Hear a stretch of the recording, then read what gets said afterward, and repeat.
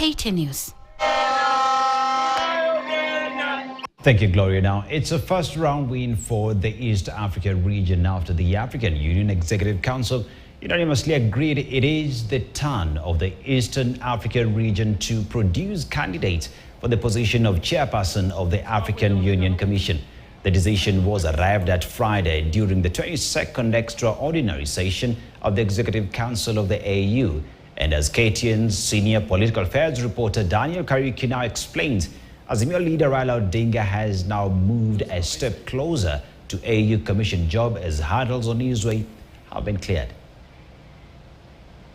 For the past few days, Azimio leader Raila Odinga's mission to be the next chief executive officer for the African Union Commission has been hanging in the balance over proposals that could have locked him out. Part of the proposal was a draft rule pushing for restrictions to women candidates only, arguing that the positions of chairperson and deputy chairpersons must be restricted to the principle of gender parity. But Friday, the proposal was dropped. The game-changing decision made at the body's headquarters in Addis Ababa, Ethiopia, after the AU Executive Council unanimously adopted that it is the turn of the Eastern African region to submit candidates for the AUC top position. And therefore the decision that was taken was that in accordance with the alphabetical order, the East African region will now have the opportunity to offer its candidate for the chair of the African Union Commission.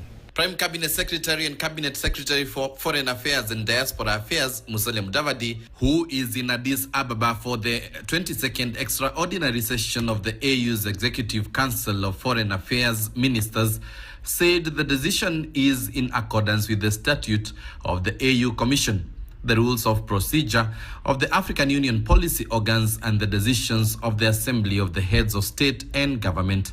This was critical because it affirmed the position that had been taken earlier by the Assembly of Heads of State, that in order to bring more equity and diversity within the African Union, the rotational principle becomes very, very important.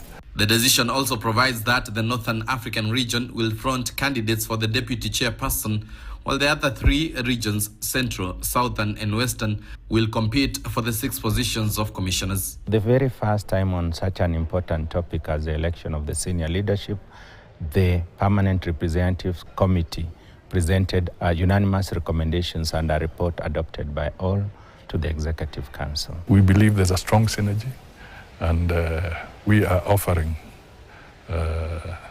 Africa a very credible candidate. Mudavadi has also announced that they will work closely with the 14-member state Eastern African region to build consensus around its candidate.